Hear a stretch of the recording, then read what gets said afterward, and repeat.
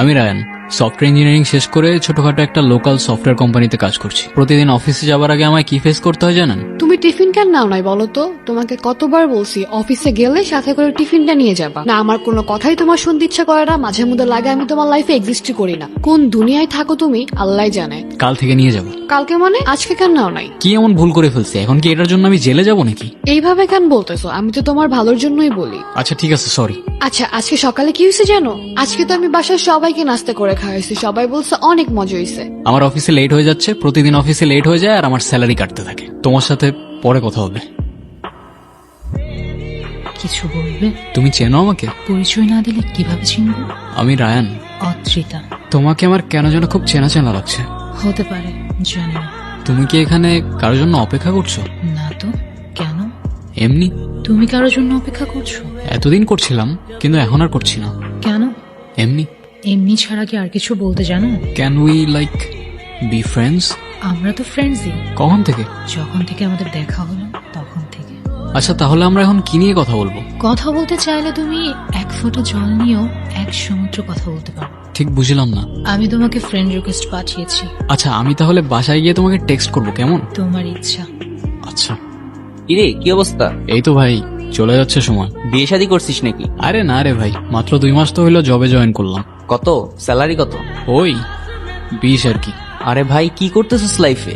এইটুক স্যালারি দিয়ে হয় নাকি? হ্যাঁ আমার চলে তো ভাই, একদম জোশ চলতেছে লাইফ, পুরা মাস্ত। আরে আমি বলতেছিলাম জিনিসপত্রের যা দাম বাড়ছে এমনি কেমনে চলবি? কেন আমি না চলতে পারলে কি আমার ঘরের চাল এসে তুই কিনে দিয়ে যাবি নাকি রে ভাই? আমি তো তোর ভালোর জন্যই বলছি, তুই এক কাজ কর, তুই তোর কোম্পানির কিছু ডাটা আমার কোম্পানিতে শেয়ার কর, আমি এখানে তোকে ভালো একটা স্যালারি ম্যানেজ করে দিব। এ তুই যা না ভাই, আমার মাথা খাইস না, যা। তোরও লাভ, আমারও প্রমোশন হয়ে যাবে। যেই পাতে খাই ওই পাতে আমি থুকি না ভাই। নেমো খারাপ এই দুনিয়ার মানুষগুলো হইতে পারে, আমি না। এ যা শালা, হাওয়া আসতে দে। তোমার তো তোমার ফ্রেন্ডের সাথে কথা বলার জন্য হাজারো সময় আছে, শুধু আমার সাথে কথা বলার জন্যই সময় হয় না। অযথা এসব কথা কেন বলো? তুমি তো জানো কাজ নিয়ে ব্যস্ত থাকি, কারণ টাইম না পেলে আমি কি করব? দুনিয়াতে আর তো কেউ কাজ করে না, শুধু তুমি একাই কাজ করো।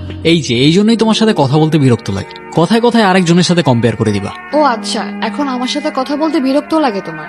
এরকম ফালতু কথা বললে বিরক্ত লাগবে না? কারণ কথা বলতে সময় না পাইলে আমি কি করব? আমিই তো এখন ফালতু তোমার কাছে। এত কষ্ট করে দেখা করতে আসবো, এসে এসব শুনবো তোমার কাছ থেকে। হ্যাঁ তো আইসো না।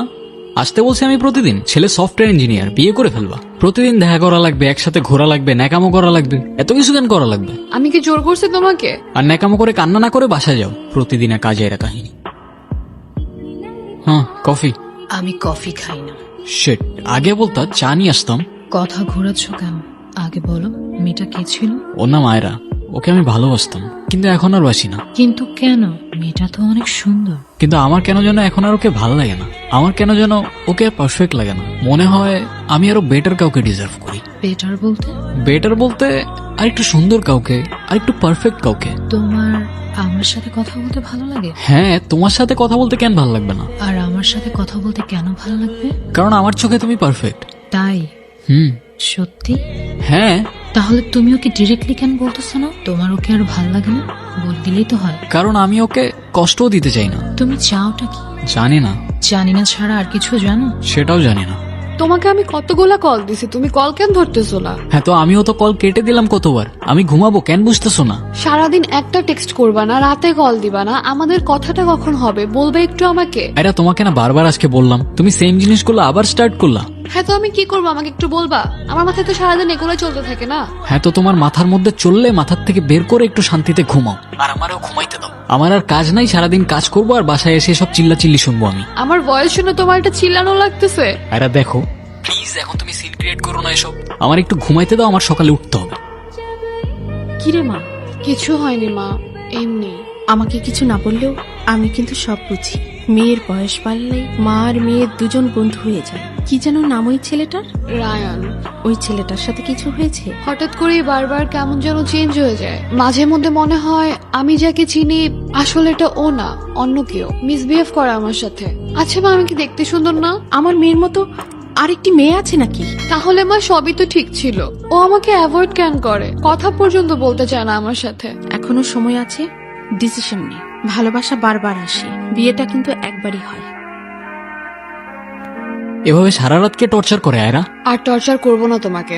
তো কল কেন দিছো? শেষবারের মতো একটু দেখা করতে পারবা কাল? সরি, পারবো না, কালকে অফিস আছে। আমি শেষবারের মতো বলছি, এতটা ছোট করো না আমাকে। তো আমিও তো বলতেছি আমার কাজ আছে, বুঝতেছো না কেন? আমি ওয়েট করব। আজকের পর থেকে কেউ তোমাকে আর টর্চার করবে না। তোমার ইচ্ছা হলে আইসো, আর যদি না আসো তাহলে ধরে নিও এটাই আমাদের শেষ কথা। এখন চুপচাপ বসে না থাকে বলো কি বলবা। সবকিছু কি আবার আগের মতো ঠিক করা যায় না? সব তো ঠিকই আছে, আমি তো কিছু চেঞ্জ করি নাই। তুমি চেঞ্জ করো নাই, কিন্তু তুমি চেঞ্জ হয়ে গেছো। তোমাদের এই মেয়েদের একটা জিনিস খুব জোস, প্রথমে বলবা তোমার এই জিনিসটা ভালো না, ওই অভ্যাসটা ভালো না, এইটা চেঞ্জ করো, ওইটা চেঞ্জ করো, আর চেঞ্জ করার পর তুমি আর আগের মতো নাই, তুমি চেঞ্জ হয়ে গেছো। মানে চাওটা কি তোমরা? হয়তো বা একটু ভালো থাকতে চাইছিলাম। তো থাকো না, ভালো থাকো। না করছে কে? আমাকে তোমার এখন আর সুন্দর লাগে না, তাই না? আমি তো তোমাকে একবারও বলিনি আমার তোমাকে ভালো লাগে না। বোঝা যায়। আরে আজব, কি বোঝা যায়? তাহলে বলো, তোমার কি এখনো আমাকে পারফেক্ট লাগে? দেখছো, বলতেও পারতেছো না। আচ্ছা সত্যি করে বলো তো, তোমার কি অন্য কাউকে ভালো লাগে? সত্যি করে বলো, আমি কিচ্ছু বলবো না, ট্রাস্ট মি। দেখো, তুমি আমাকে শেষবারের মতো আসতে বলছো, আমি আসছি। আমি অফিসে যাইনি, কিচ্ছু করি নাই, ডিরেক্ট চলে আসছি। আরে আজব, ফোনটা কেন নিতেছো?